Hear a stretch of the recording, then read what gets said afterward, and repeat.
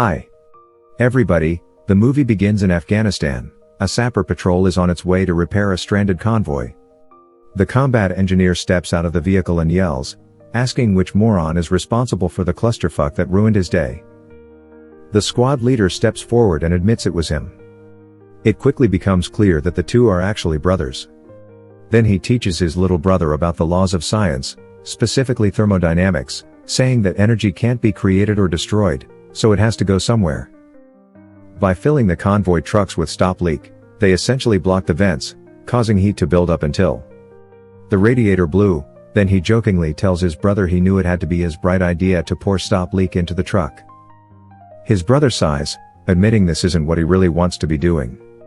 He reminds him that their dream was always to be selected for RASP, even showing the matching tattoos they got that reads, "Don't fucking quit." But the older brother scoffs, saying he's already too old and that the program is extremely hardcore. He also points out that they were only 18 when they made that promise.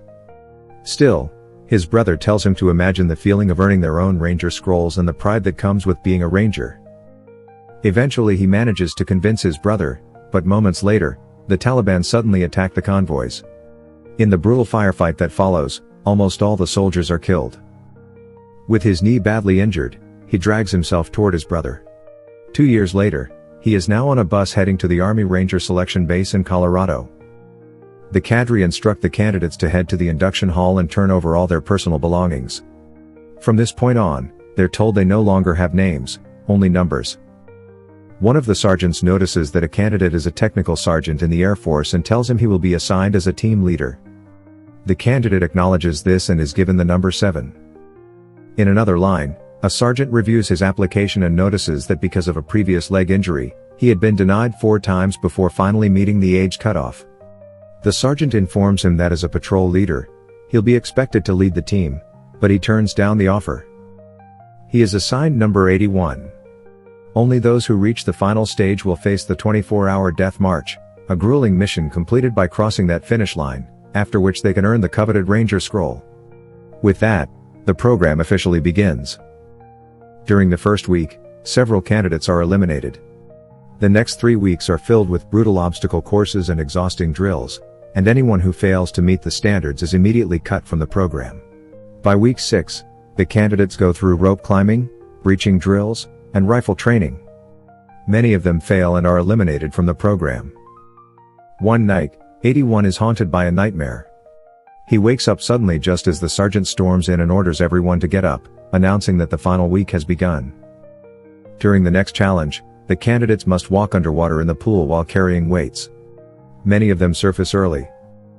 As 81 struggles underwater, he begins thinking about his little brother. The memory pushes him forward. But eventually, he loses consciousness and is pulled out by 7. Sheridan tells First Sergeant Torres that he wants to speak with 81, saying the candidate seems to be a liability. Torres explains that they aren't concerned about his physical strength, but are rather worried about what's going on inside his head. Torres says that the training cadre officers informed them that 81 hasn't been sleeping well, and according to peer reviews, he isn't bonding with the other candidates. Torres adds that he avoids every opportunity to be a team leader, saying it isn't the hallmark of a stable candidate. In the end, only a handful of candidates, including 81, make it to the final round. Torres then explains the details of the final mission, which will be a simulation. A classified aircraft has been shot down behind enemy lines, and the Rangers are tasked with carrying out a reconnaissance and rescue mission. Their objective is to locate the crash site and destroy the aircraft before it falls into enemy hands. The squad will be given a single VHF radio to send regular situation reports. He then announces that 81 will serve as the team leader. 15 sarcastically remarks, "Great, the finish line guy."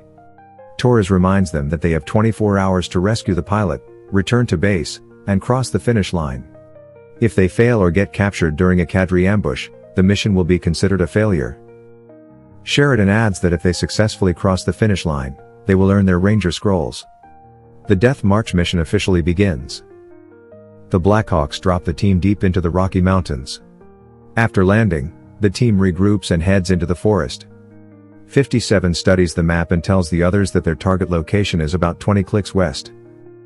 81 sets the watch to 24 hours and asks if anyone has any questions. Everyone stays silent. Then 7 stands up and tells the group that they are all here for a reason, and their goal is to earn the Ranger's scrolls together. 81 nods appreciatively at 7, and the team continues their journey. They climb up a rocky mountain and reach the top. Soon, evening slowly turns into night. 111 sends their situation reports to the cadre over the radio. 7 suggests that they take a short rest, pointing out that the cadre might be waiting near the river to ambush them. 81 agrees, saying they'll rest for only 20 minutes, while the others sleep. 81 stays on guard. 7 asks if he can ask him a personal question, but 81 simply replies, no. The team assumes the cadres must have noticed them stopping and used the flares. 81 immediately orders everyone to move. By morning, they finally spot the wreckage of the downed aircraft. 7 jokes that the cadres really went all out with the special effects. 81 warns that the cadres are probably waiting to ambush them upriver. He instructs 111 to send another situation report. Then he quickly lays out a plan. The demolition team will place explosives on the aircraft and detonate them from a safe distance. The explosion will likely draw the cadre's attention, so he assigns 4 soldiers to provide overwatch, places 3 soldiers downstream, and the rest of them upstream. Then 57 points out something strange. According to the briefing coordinates, the target position is off by a few 100 meters. He also adds that his compass has started acting strangely. 1011 informs the team that he couldn't get a signal, only a strange sound. Despite that, the team continues with the plan. As everyone moves into position, 81 suddenly notices a brief glint of light in the distance. He quietly signals to 7 that he's going to check it out. He heads deeper into the woods while the demolition team prepares the explosives. Moments later, 81 discovers what appears to be their real target, but by then, it's already too late. The team detonates the explosives. 81 runs back to warn the team. Suddenly, a strange machine with glowing red lights rises. It scans their faces with bright beams and then suddenly opens fire, killing several soldiers. 81 immediately orders everyone to run. They sprint through the forest but soon reach a dead end. The machine launches a bomb that explodes nearby, sending the remaining soldiers tumbling down a steep hill, leaving them injured. For a brief moment, 81's mind flashes back to Afghanistan, but he forces himself to focus on the present.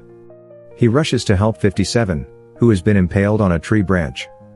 109 panics, saying the wound looks terrible, but 81 tells him to breathe and focus. During the fall, 7's leg is badly injured. The surviving soldiers are stunned by the mysterious machine that just wiped out half their team. 81 asks them if the demo team survived. They say no. Moving carefully through the smoldering debris, he finds 111 dead. And the radio completely destroyed. Just then, 81 sees the machine killing another soldier. Unfortunately, 57 dies from his injuries. 81 soon returns, urgently telling them they have to move because the machine can follow their trail. He informs them that 111 is dead and the radio is destroyed. They tie a rope down the cliff and begin lowering themselves one by one. 6 offers to lower 7 and 81 nods before climbing down first, but just as 7 is being slowly lowered, the machine finds them. It fires again, killing 6, and 7 crashes hard onto the ground below. The machine moves to the edge of the cliff and scans the area. Unfortunately, 7's leg is detected. The machine immediately opens fire, forcing the team to scatter and hide. Moments later, it launches several bombs that explode around them, killing even more soldiers. After hours of walking, the team finally stops to rest. When 81 notices blood on 7's leg, he panics for a moment. 7 assures him. Then he asks 109 for morphine. Unfortunately, the container was damaged during the fall. With no other choice, 81 counts to 3 and snaps the leg back into place. The pain is so intense that 7 passes out. About an hour later, they reach a river with a powerful current. 81 informs the team that they'll have to use their ropes to create a zip line across the river. He decides to cross first to secure the line on the other side before going. He tells 109 to keep an eye on the compass. Then he asks 44 to hand him the rope and give it a little slack, since the current will push him hard. 81 struggles against the rushing water, and for a moment he disappears beneath the surface. Then suddenly he emerges on the opposite bank. 81 secures the rope and soon the team successfully sets up the zip line. First, 7 and 15 begin crossing. Halfway across, however, 7 gets stuck in the middle. 15 tries to untangle the line, but in the process he accidentally unbuckles 7's safety strap. Seeing this, 81 quickly starts moving across to help. 44 also rushes to assist. At that exact moment, the machine suddenly appears and opens fire. The soldiers lose their balance and fall into the raging river. The machine steps into the water and continues attacking them. 81's rope gets caught on a rock, so he quickly cuts himself free. Just then, the machine fires again, blasting him several meters away. Through the rushing water, 81 spots 7 and grabs onto him. A moment later, the remaining soldiers are swept over a waterfall. Underwater, 81 holds tightly onto 7. Minutes later, they are pulled out of the water by other soldiers. 44 stares in shock when she sees 60 because they assumed he was dead. 60 explains that when the machine first attacked them, he was knocked into the rapids and carried far downstream. Then he decided to head toward the village, and that's when he spotted the team crossing the river. He also reveals that earlier, he saw the operation plan inside Torres's office, but right now it's not about them. They have to get 7 back to base and warn everyone about the machine. Determined, the team try to start up the truck, but the engine won't turn over. 81 says that because the truck was in a slanted position, the fuel line might have dried out. 15 immediately says they just need to reprime the lines. When 81 looks at him in surprise, 15 explains that he used to be a wheel mechanic. A moment later, the engine roars to life. They manage to free the truck that was wedged between the rocks. Suddenly the machine appears, launching bombs toward them. 60 informs 81 that the truck has no ammo loaded. 15 volunteers to go back and get it, despite 81 ordering him not to. 15 grabs the ammo and runs back. Just as a shot hits him, 44 floors the truck, pushing the vehicle as hard as it will go. They load the ammunition and open fire on the machine, but no matter how many shots they land, it doesn't seem to take any damage. The truck quickly becomes heavily damaged. Then the machine suddenly stops advancing toward them and instead launches a barrage of bombs. 44 struggles to control the vehicle as explosions detonate all around them. Then she steers the truck through the dense forest. For a brief moment, everyone breathes a sigh of relief when they can't see the machine anymore, but the relief doesn't last. The machine was waiting for them at the top of the mountain. It suddenly launches itself down the slope and begins attacking them again. 81 tells 109 to aim for the gap between the machine's plates.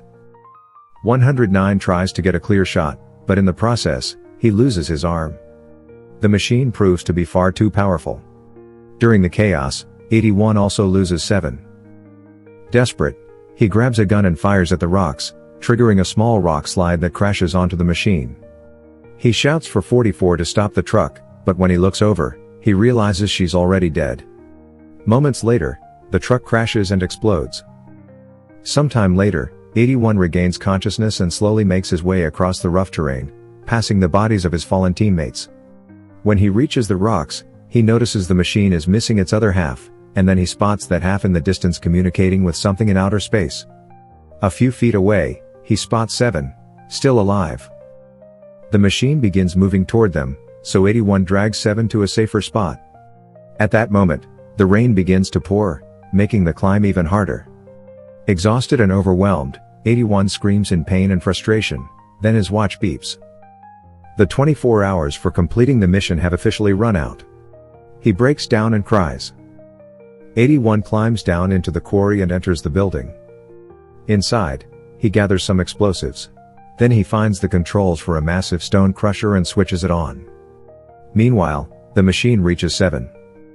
Just before it attacks, 81 makes a loud noise to get its attention. The machine turns and begins moving toward the building instead. As it scans the structure, the explosives planted by 81 detonate. 81 quickly jumps into a bulldozer and rams the machine, pinning it against the mountainside. As the stone crusher runs, rocks pour down and block the machine's venting system, causing it to overheat and overload. He jumps out of the vehicle just seconds before the machine explodes into pieces. But the bombs inside the machine spill out and scatter across the ground. A news report soon confirms the terrifying truth. NASA reveals that the asteroid had split into countless pods, now scattered across the globe. Each pod transformed into a deadly machine, attacking civilians and military bases alike. Sheridan then gathers the Rangers and announces that they are the spearhead of Operation Global Shield, which has just gone live. They will be dropped on the outskirts of the city, and their mission is to evacuate civilians and clear the way for heavy ordnance. Sheridan looks at 81, and he steps forward to address the Rangers. He tells them that no matter how hurt they are, and no matter how tired they feel, they must never give up. Like and subscribe for more interesting movie like this. Turn on notifications and leave a like to help the channel out. Thank you for watching.